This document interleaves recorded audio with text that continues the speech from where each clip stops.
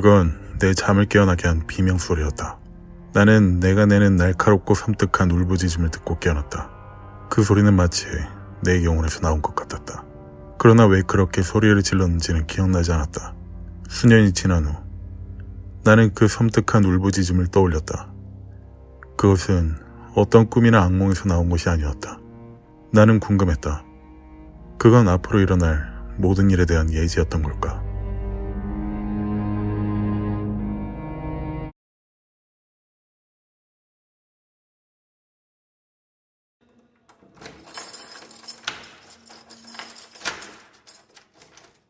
열쇠가 돌아가지 않았다. 몇 분 동안 애를 썼고 결국 메인 출입문의 자물쇠를 돌리는 데 성공했다.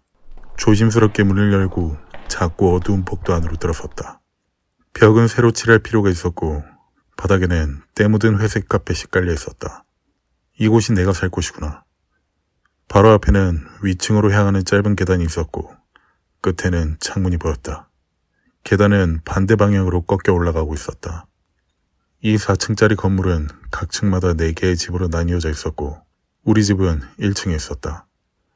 왼쪽으로 집문이 보였다. 조용히 들어갔다. 문지방을 넘어서자 이상한 느낌이 들었다. 뭔가 잘못되었다고 생각했다. 내가 여기 사는 건 아니라는 생각이 들어서다. 그래서 죄책감이 들었다. 이곳은 임대 아파트이고 지붕 아래 살 곳이 있다는 것에 감사해야 한다고 생각해야 했으니까. 하지만 불안감은 여전했다. 나는 이 주변에 좋지 않은 기운이 감돌고 있다고 느꼈다. 내가 여기에 속하지 않는다는 느낌이었다. 문은 안쪽으로 열렸고 그 안에 집으로 통하는 또 다른 문이 있었다. 집 안으로 들어가 메인 문을 닫으며 문 뒤에 작은 복도가 있어 노란 타일로 된 주방과 그 너머 욕실로 이어지는 것을 알아차렸다. 이상한 구조라고 생각했다. 어딘가 잘못된 느낌이 드는 이유 중 하나였는데 누군가가 주방에 숨어 있다가 문을 닫는 순간 나타날 수 있었기 때문이다. 하지만 그건 내게 중요한 문제는 아니었다. 오랫동안 나는 혼자였으니까. 항상 혼자 있는 편이었지만 전적으로 내 선택은 아니었다. 어릴 때부터 자주 이사를 다녔다.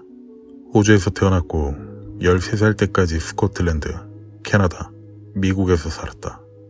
10대 시절은 미국 디트로이트에서 보냈는데 그곳에 가서도 조용하고 내성적인 성격이었고 잘 어울리지 못했다. 스코틀랜드 출신인 부모님은 문화적 습관을 갖고 있었다. 나와 동생들인 제라드와 스튜어트는 조금 더 보수적인 영국식으로 키워졌고 미국인들처럼 자유분방하지는 않았다. 제라드는 이런 점을 나중에 지적한 적이 있었다. 이것은 내가 이곳에 속하지 않는다는 느낌을 더 강하게 만들었다. 나는 외향적인 미국 아이들 같지 않았고 점점 더 내성적이고 고립되어 갔다. 집을 나온 후에도 빅토리아 시대의 가치관이나 최소한 더 전통적이고 보수적인 방식으로 키워진 부모님의 영향이 내게 애정에 대한 갈망을 남겼다고 생각하게 된다. 그것이 내 몰락의 원인이 되었을지도 모른다고 생각했지만 그때는 그렇게 생각하지 못했다. 부모님 사이에서나 부모와 자식 사이에서 신체적 애정 표현이 거의 없었다. 키스나 포옹은 드물었고 오히려 그런 것들이 불편해 보였다. 엄마가 가끔 키스를 해주었지만 그건 요청을 할 때만이었다. 그런 갈망이 내게 온갖 문제를 일으켰던 것 같다.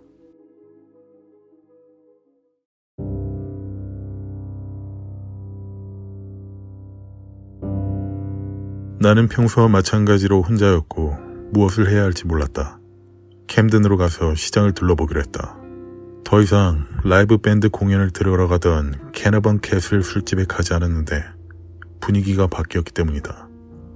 새 집으로 이사한 후에는 홀리암스 술집을 주로 가곤 했는데 그곳은 앞쪽에 있었다. 주로 일요일에 그곳을 찾았다. 다른 할 일이 없으니 한잔만 하고 가야지. 홀리암스는 마을에서 가장 좋은 축구 박스가 있어서 유명했다. 활기찬 분위기에 벽에는 오래된 엽서들이 걸려 있었고 한쪽 끝에는 낡고 먼지 쌓인 책들이 가득한 책장이 있었지만 아무도 읽지 않는 듯했다. 오래된 현금 인출기는 마치 박물관에서 온 것 같았다. 나는 여기서 늘 바 끝자리에 앉아 생맥주 반잔을 마시며 음악에 흠뻑 빠졌다. 춤을 추는 대신 사람들을 관찰했다. 하지만 이날 공휴일인 월요일에는 술집이 거의 텅 비어 있었고 주크박스 음악도 적었다. 맥주를 홀짝이며 관심을 끌 무언가를 찾아보렸다. 바 뒤에서 일하는 직원들은 히피풍의 옷차림으로 손님들에게 술을 따르며 춤을 추고 있었다. 긴 금발머리에 색색의 스카프를 두르고 있는 여자 직원은 짧은 민소매 상의로 허리가 드러났고 검은 가죽 바지를 입고 있었다. 때로는 보라색 인도 스카프를 허리에 두르고 사롱을 입기도 했다. 나는 어깨 길이 금발머리에 빨간색과 보라색 테두리에 베레모 모자를 써서 화려한 인도 스카프와 핑크 청바지, 핑크 재킷을 입고 있었다. 방 반대편 벽에는 작은 기계 인형이 선반 위에 서 있었다. 모자를 쓰고 즐겁게 웃는 얼굴에 빨간 볼과 코, 맥주배를 가지고 있었으며 손에는 맥주잔을 들고 계속 움직이고 있었다. 그 인형 아래 테이블에는 맥주를 마시며 집중해서 나를 바라보고 있는 한 남자가 앉아 있었다. 그의 얼굴에는 갈색 수염이 덮여 있었고 긴 얼굴에 튀어나온 이마, 눈에 띄게 높은 눈썹이 특징이었다. 초록색 동공 아래로는 하얀 눈동자가 반달 모양으로 드러나 있었다. 나는 눈맞춤을 피하는데 최선을 다했다. 나는 누구와도 엮이고 싶지 않았다. 더 이상의 재난은 원치 않았으니까. 하지만 그는 계속해서 나를 집중해서 응시했다. 얼마 지나지 않아 그는 술집에 떠났고 나는 그를 잊었다. 하지만 그는 곧 다시 돌아왔다. 그는 내 옆에 서서 음료를 주문했다. 키가 183cm가 넘었고 멋진 체형이었다. 내가 의자에 앉아 있어도 우리의 체격 차이가 느껴졌다. 나는 고작 155cm일 뿐이니까. 그는 청바지와 노란색과 녹색 실로 수놓인 조끼, 그리고 티셔츠를 입고 있었고 왼쪽 귀에는 대마초 잎브로치가 달린 금 귀걸이를 하고 있었다. 그가 다가옴에도 불구하고 나는 그의 존재를 인식하고 있다는 것을 보여주지 않았다. 그도 나에게 한마디도 하지 않았다. 맥주를 들고 문 근처 테이블로 물러났다. 하지만 여전히 그의 끊임없는 시선이 느껴졌다. 그가 벽에 걸린 공중전화기로 가서 통화를 하는 동안에도 그의 눈은 나에게서 떠나지 않았다. 그는 내 쪽을 향해 서 있었다. 다시 앉아서 맥주를 마시고 나서 그는 내 오른쪽에 다시 가까이 서서 맥주를 주문했다. 하지만 이번에는 호기심이 내 마음을 지배했다. 나는 그를 올려다보았다. 바로 그 순간 그의 눈이 내 눈과 마주쳤다. 저랑 한잔 하시겠습니까? 그는 리버풀 억양이 강한 목소리로 물었다. 불안한 떨림이 내 몸을 휘감았다. 하지만 나는 생각했다. 한잔하는 것도 그렇게 나쁘지는 않겠지? 잠깐 이야기할 사람일 뿐이니까 그에게 휘말리지 않으면 돼. 우리는 그가 나를 지켜보던 테이블에서 맥주를 마셨다. 제 이름은 존입니다. 그가 말했다. 목수예요. 여기 런던 건설 현장에서 일하고 독일에서도 일합니다. 내 관심이 더 높아졌다. 다른 나라에서도 일한다니. 나는 이런 생각을 떠올렸다. 그는 여행을 좋아하는 사람 같다고. 내가 만나고 싶은 바로 그런 사람이다. 나는 그의 자유분방함과 방랑하는 모습에 매력을 느꼈다.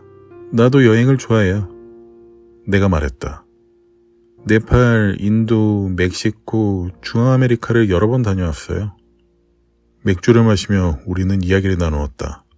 존은 조용하고 겸손해 보였고 때때로 말을 더듬는 것으로 보아 신경이 곤두서 있는 것 같았다. 그는 아마도 매우 내성적인 사람이겠구나 라고도 생각했다. 그래서 그렇게 말을 더듬거리는 것 같았다. 그는 직접 만든 독특한 나무 상자에 담배를 가지고 다녔다. 그 상자는 팔각형이었고 성냥개비로 만들어졌으며 뚜껑에는 해골머리와 십자가 모양의 뼈가 새겨져 있었다. 우리는 술을 마셨지만 나는 여전히 그와 대화를 하고 싶었다. 최근 내 삶이 너무 단조로워져서 무언가 달라지기를 간절히 바랬다. 그러던 중 존이 나타났다. 나는 기대를 하기 시작했다. 저희 집에 와서 차 한잔 하실래요? 내가 조심스럽게 물었다. 그가 수락하자 나는 놀랐다.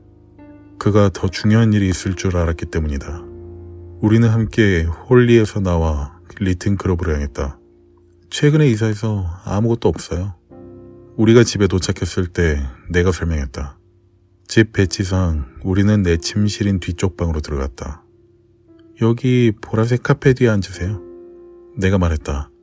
존이 긴 다리를 접으며 편하게 앉았고 나는 노란 주방에서 차를 준비했다. 중국 찻주전자와 금방 무늬가 그려진 일본 찻잔을 가지고 돌아왔다. 와인 빛깔의 찻주전자는 중국 글자와 푸른색 테두리가 있는 우아한 직사각형 모양이었다. 나는 차를 우려내어 우리 둘 다에게 한 잔씩 따랐다. 그리고 내 침낭 위에 앉았다. 그는 내 녹색 여행 가방이 옆에 있는 것을 쳐다봤고 나는 그 안에서 멕시코 작은 식민지 마을 광장에 앉아있는 멕시코 원주민들의 스카프, 인도의 사롱, 하르드워의 항로 등 여행 중 모은 민속 기념품들을 보여주었다. 존은 담배를 피웠다. 네, 여러 가지 물건이 있네요. 그가 말했다. 그는 말이 없었고 눈꺼풀이 점점 무거워지는 것 같았다. 그의 머리가 갑자기 가슴으로 떨어지더니 잠들어 버렸다. 하지만 곧 깨어났고 몸을 움찔하더니 다시 졸음에 빠졌다. 왜 계속 잠들어 버리는 걸까? 나는 짜증이 났다. 그가 또 졸음에 빠지자 내 목소리도 점점 작아졌다. 우리가 많은 이야기를 할 것으로 기대했는데 이렇게 대화가 끊기니 너무 아쉬웠다. 그가 고개를 들며 눈을 뜨더니 말했다. 어제 브릭스턴에서 락 콘서트를 갔었어요. 밤새도록 있었죠. 전혀 잠을 자지 못해서 바로 술집에 왔어요. 그가 밤새 놀다가 술집에 온 게 이상했다. 그는 조용해 보였지만 동시에 제멋대로인 것처럼 보이기도 했다. 나도 그런 콘서트에 가고 싶었지만 혼자는 가고 싶지 않았다. 존의 콘서트 이야기는 너무 흥미롭고 자유로워 보였다. 내 지루한 삶을 그에게 들키고 싶지 않았다. 하지만 지금 그는 말을 하지 않고 다시 졸음에 빠졌다. 이번에는 컵을 엎었고 카펫에는 차가 쏟아졌다. 어머, 새로 산 카펫에 차를 쏟았잖아요. 깨끗하게 하고 싶었는데. 그가 더듬거리면서 미안하다고 했다. 이제 가봐야겠어요. 좀 자야겠네요. 그는 어색해 보였고 움츠러들었다. 나는 화가 났지만 그것을 억누르려 노력했다. 그는 일어나기 전에 다시 만나보면 좋겠다고 말했다. 그의 방문 내내 계속 잠들어 있었기에 그저 시간을 때우기 위해 나와 함께 있었을 거라 생각했다. 그런데 그가 다시 만나자고 하니 놀라웠다. 하지만 카펫에 남은 차 얼룩은 그와 더 가까워지지 않는 것이 좋겠다는 신호 같았다. 아니요, 시간이 없어서 못 만나요. 나는 거의 사과하듯이 말했다. 존은 더 이상 추궁하지 않았다. 알겠어요. 다음에 봐요. 혼자 남겨진 채 누구와도 이야기할 수 없게 되자 나는 실망감에 휩싸였다. 그리고 새로 구입한 보라색 카펫에는 큰 차 얼룩이 남았다. 그건 분명 존 스위니가 여기 있었다는 것을 보여주는 증거였다. 그는 자신의 흔적을 남겼고 이제 카펫뿐만 아니라 나도 다시는 갖지 않게 되었다.